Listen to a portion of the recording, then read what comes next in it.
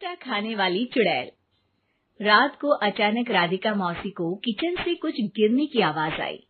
उन्होंने बाहर निकल के देखा तो किचन में उन्हें कोई सफेद साड़ी में दिखा।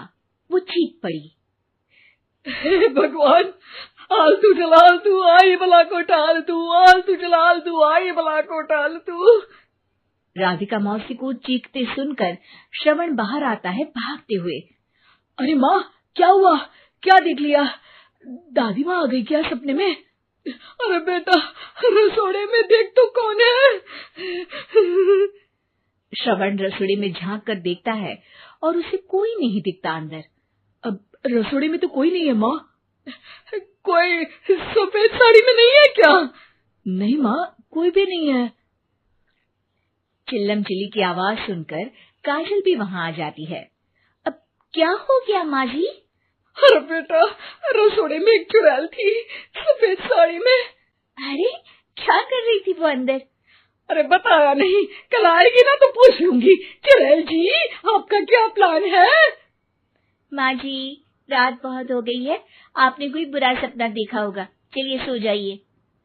राधिका मौसी सोने तो चली जाती है, पर उनको रात भर नींद ही नहीं आती। वो कुछ भी उलझुल बातें सोचने लगती है। कहीं चुड़ैल की वजह से तो घर में टेंशन नहीं हो रहा, कहीं उसी की वजह से तो वो दादी नहीं बन पा रही। सुबह जब राधिका मौसी रसोड़े में छानबीन करती है तो पाती है कि नींबू का अचार गायब है। चुड़ैल नींबू का अचार ले गई? मुझे तो ठीक नहीं लग रहा कुछ। चुड़ैल को भी पता है कि जिंदगी का असली मजा तो खट्टे में ही है। राधिका मौसी झट से श्रवण को फोन कर देती है। बेटा, मुझे समस्या समझ में आ गई है, हमें एक तांत्रिक की जरूरत है। अरे क्या बोल रही हो माँ, तांत्रिक की क्या जरूरत है? आप पूजा पाठ तो कर ही रही हो ना। आलतू जलालतू मंत्र सारे फालतू जैसे कुछ मंत्र पढ़ो, चली जाएगी अपने आप चुड़ैल। अरे नहीं बेटा, कभी चुड़ैल को कम नहीं समझते। अरे तुझे पता भी नहीं चलेगा कि कभी वो छल करके काजल की जगह घर की बहू खुद बन जाएगी। क्या माँ, कुछ भी बोल रही हो? कहाँ काजल और कहाँ चुड़ैल? वैसे एक बात बताओ, काजल को अगर गाने के लिए बोल देना तो चुड़ैल काजल की आवाज सुनकर घर तो क्या, धरती लोग छोड़कर चली जाएगी। तुम ना पढ़े लिखे बच्चे हर चीज को मजाक समझते हो। तुम रहने दो, मैं खुद ही तांत्रिक को बुला लेती हूँ। अच्छा सुन, शाम को इमली लेके आना। क्या है कि चटनी खाए बहुत दिन हो गए है ना? नहीं माँ, इमली तांत्रिक से ही मंगवा लो ना, आटा वगैरह भी उसी से पिसवा लेना। देखो मुझे काम करना है। श्रवण रात को कई तरह की सब्जियों के साथ माँ के कहने पे चटनी के लिए इमली भी ले आया था, लेकिन राधिका मौसी के दिमाग में अलग ही फिल्म चल रही थी। उन्हें अब सिर्फ शक ही नहीं यकीन होने लगा था कि शायद चुड़ैल ने श्रवण पर अपना जाल बिछा दिया था, जिस वजह से श्रवण उनकी बात ही नहीं मान रहा था।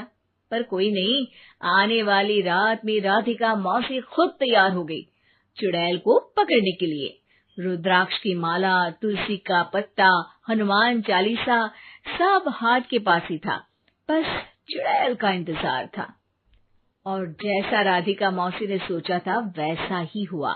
वो चुड़ैल उस रात भी आई, पर वो राधिका मौसी से तेज निकली और राधिका मौसी के उससे पकड़ने के पहले ही वो भाग खड़ी हुई। जरूर बहू पे साया है उस चुड़ैल का, तभी तो श्रवण के कमरे में गई है। और अगली सुबह राधिका मौसी पिछली रात हुए हमले में किन चीजों का नुकसान हुआ उसका हिसाब लगा रही थी। उनके खेमे से एक आम के अचार की शीशी भी गायब हो चुकी थी और वो इमली भी जो कल श्रवण लेकर आया था। राधिका मौसी इस बारे में सोच ही रही थी कि श्रवण जल्दी से रसोड़े में आकर दवाइयों की पोटली ढूंढने लगता है। अरे बेटा, क्या हो गया? अब माँ, वो काजल की तबीयत खराब है, बहुत घबराहट हो रही है उसे। हे भगवान, मैंने पहले ही कहा था कि तांत्रिक को बुला लेते हैं, पर नहीं। अब देखो, उस चुड़ैल ने काजल को अपने वश में करना शुरू भी कर दिया है। हालांकि श्रवण भूतों में विश्वास नहीं करता था, पर अब वो भी डर जाता है और राजी हो जाता है एक तांत्रिक को बुलाने के लिए। कुछ ही घंटों में तांत्रिक आ जाते हैं और राधिका मौसी तांत्रिक जी को सब बता देती है। घोर संकट, घनघोर संकट, चुड़ैल को मारू जोर चाकट, ओम भट स्वाहा खटखा के आहा। अरे ये क्या मंत्र है?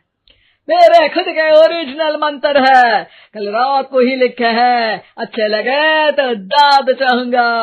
एक और मंत्र सुनो। अर्ज किया है आब्राकडाब्रा, दिल्ली बम्बई आगरा, चंदा मामा सोवरले सुरन मामू जारा। ये मंत्र है? अरे कोई 40 वालीसा पढ़ो ना। वक्त कम है, 40 नहीं पड़ेंगे, 20-25 में काम चलाना पड़ेगा। अलग निरंजन जाके लंदन, मुफ्त का मंजान घिस मेरे नंदन।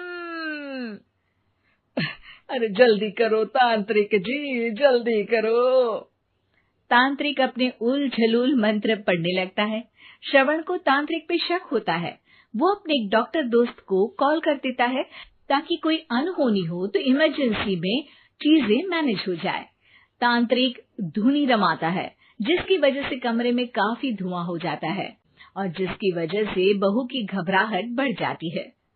अब भागेगी चुड़ैल। हाँ। बहू खांसते हुए धुएं से बचने के लिए बाहर चली जाती है। अरे भाग रही है, भाग रही है। पीछे पीछे श्रवण भी जाता है। बहू एक सोफे पर बैठ जाती है। तभी डॉक्टर दोस्त आ जाते हैं और श्रवण को पानी लाने के लिए कहते हैं। थोड़े चेकअप के बाद डॉक्टर कहते हैं, मेरे हिसाब से जाप का काम पूरा हो गया है। क्या मतलब? अरे कुछ भी नहीं माँ, कोई चुड़ैल नहीं है, खुशखबरी है, अब दादी बनने वाली है। मगर वो सब अचार के डब्बे। श्रवण दोनों अचार के डब्बे अपनी माँ को दिखाता है, जो कि उनके बिस्तर के नीचे छुपे हुए थे। आपने सही बोला था माँ, वो चुड़ैल काजल ही थी जो खट्टा खा रही थी। हमें कल ही पता चला, पर हमने आपको ये तांत्रिक वाला काम करने दिया ताकि आपको भरोसा हो जाए कि भूत वगैरह कुछ होता ही नहीं। अच्छा अच्छा, ये तो बड़ी खुशी की बात है, पर बेटा मुझे एक झाड़ू तो ला दे। क्यों माँ?